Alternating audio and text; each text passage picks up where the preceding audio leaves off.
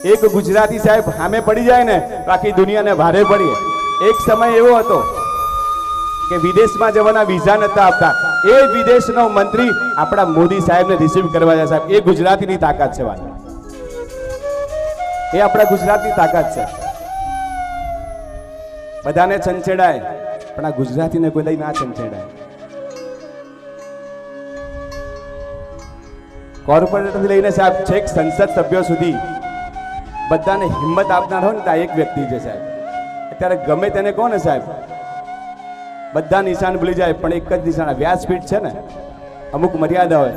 તમે ગમે તેને પૂછો ને સાહેબ, કારણ કે સારા વ્યક્તિ, દેશને માટે કામ કરનારા વ્યક્તિ સૌને ગમે, ગમે ને ગમે વાલા.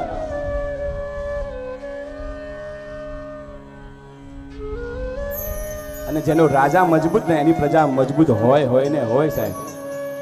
યથા રાજા તથા પ્રજા. આથી 20 વર્ષ પહેલા કોઈ વિચાર્યું નહીં કે રિવરફ્રન્ટનો વેગ કેવો હશે સાહેબ. જુઓ, જઈ આવો તમે. ડિજિટલ મોબાઈલનો ઉપયોગ ઘરે ઘરે બધાને આવડે, નહીં તો બેંકોમાં લાઈન લાગતી. પૂછી જુઓ સાહેબ. નજરે બદલી તો નિઝારે બદલે, કિસ્તીને બદલા રૂપ તો કિનારે બદલે. તમારી દ્રષ્ટિ બદલનાર વ્યક્તિ તમારા જીવનમાં હોવું જોઈએ ને દેશને દિશા બતાવનાર આ વ્યક્તિ સાહેબ. તો આ બાજુ ભગવાન વિષ્ણુ ભવાનીના શરીરના 52 ટુકડા કરે. છેવટે દેવતાઓ જાય, મહાદેવ શાંત થાય. મહાદેવ ક્યાંય શાંત ના થાય.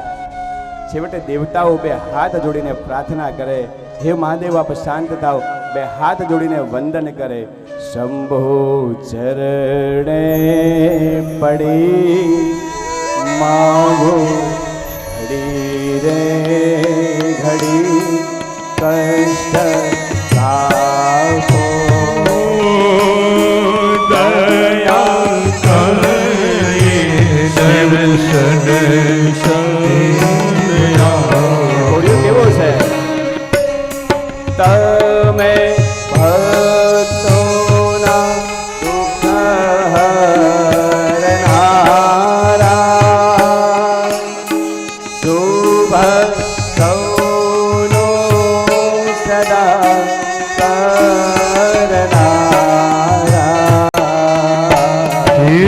તમે ભક્તોના ભય હરનારા,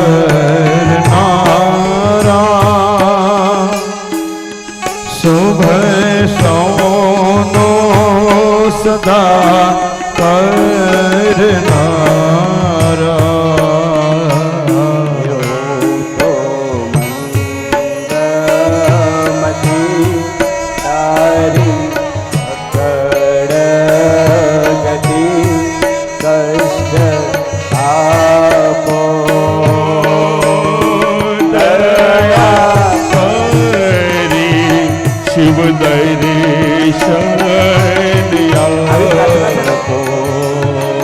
આવી પ્રાર્થના આપણે બધા ભગવાન શંભુને કરીએ, શિવજીને કરીએ.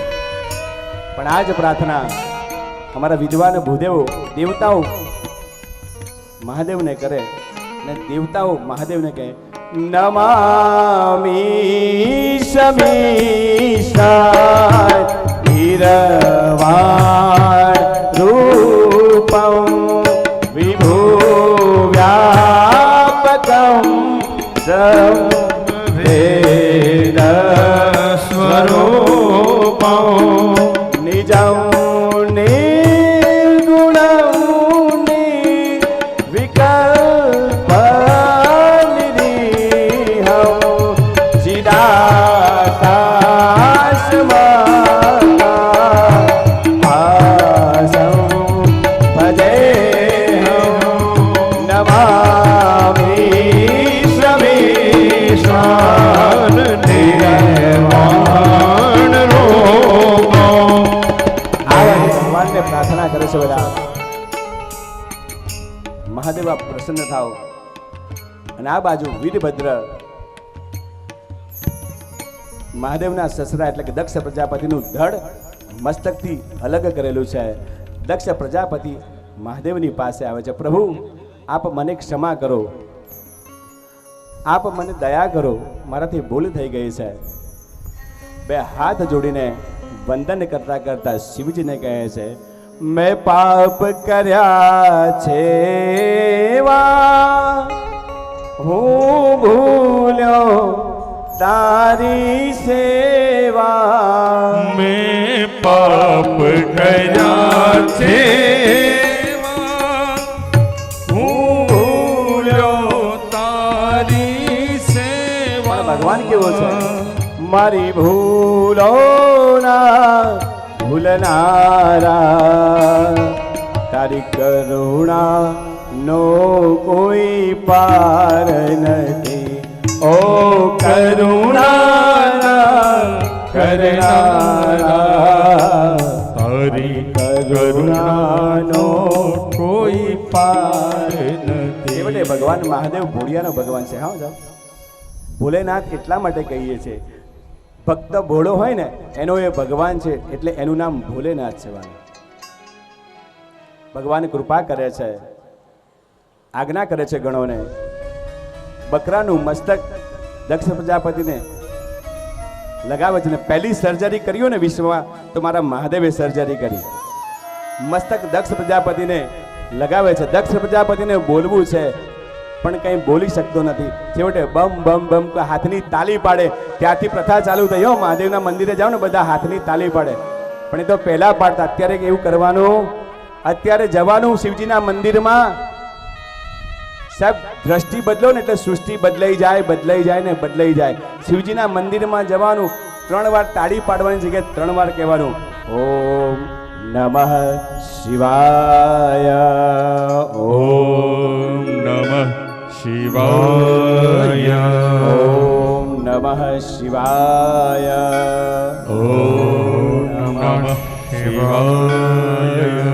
ભગવાનને એનું નામ જપતા જપતા યાદ કરવાના. એ કથા બતાવી. આગળ જતા જતા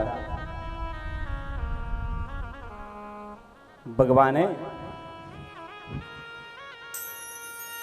ભક્તોના ભાવનું વર્ણન કરતા કહ્યું, એક ભગવાનનો 5 વર્ષનો ભક્ત, એનું નામ ધ્રુવ,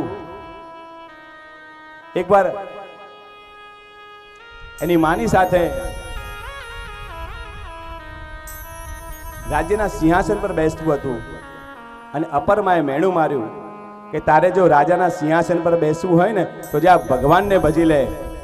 રડતો રડતો માની પાસે આવે છે, હે માં, અપરમાએ મને મેણું માર્યું. અને માં સાહેબ એની નીતિ સાચી હતી. સુનીતિ હતી, નીતિ સાચી હતી. એટલે કહે છે, બેટા આપણો સાચો સગો ભગવાન છે. અને ધ્રુવ નક્કી કરે છે કે હું ભગવાનને મળવા જાઉં.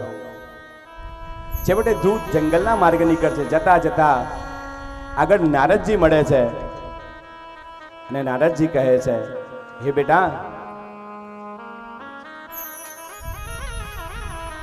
ખૂબ ખૂબ ધન્યવાદ આપ સૌનો. ફરીથી એકવાર વ્યાસપીઠ આપનું સ્વાગત કરે છે.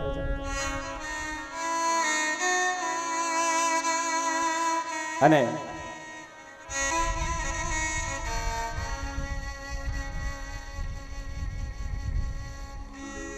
નારદજી ધ્રુવને મંત્ર આપે છે, ઓમ નમો ભગવતે વાસુદેવાય. આપણું ધ્યાન કથામાં રાખે. ધીરે ધીરે ધ્રુવ ભગવાનની ભક્તિ કરે છે. પહેલા 6 મહિના પાંદડા ખાઈને જીવે, પછી પાણી પીને જીવે, બીજા 6 મહિના વાયુનું ભક્ષણ કરે. અને આ બાજુ સમગ્ર વિશ્વમાંથી, સમગ્ર સૃષ્ટિમાંથી વાયુ સુકાઈ ગયો છે. છેવટે ઇન્દ્રને ચિંતા થાય છે, પ્રભુ આવું શું કામ? એટલે ભગવાન વિષ્ણુ કે મારો એક નાનો ભક્ત છે ને એ મારું ભજન કરે છે, વાયુનું ભક્ષણ કરે છે. છેવટે ભગવાન ધ્રુવને દર્શન દેવા આવે છે. ભગવાન ધ્રુવને કહે છે, સૌથી પહેલા ભગવાન પોતાના હાથ ધ્રુવના કપોલ ઉપર મૂકે છે. જેવું ધ્રુવને દર્શન થાય છે, ભગવાન ચતુર્ભુજ રૂપે ધ્રુવને દર્શન આપે છે. અને ધ્રુવને કહે છે, બેટા તારે કંઈ માંગવું હોય તો માંગી લે. અને ધ્રુવ ભગવાનને 2 હાથ જોડીને પ્રાર્થના કરે છે, યોંત प्रवेश्य मम वाचमिमा प्रसूक्ता संजीवयत्य किल शक्तिधर स्वधाम्ना अन्याश्च हस्तचरण श्रवणत्वगादीन् प्राणान्नमो भगवते पुरुषाय तुभ्यम्।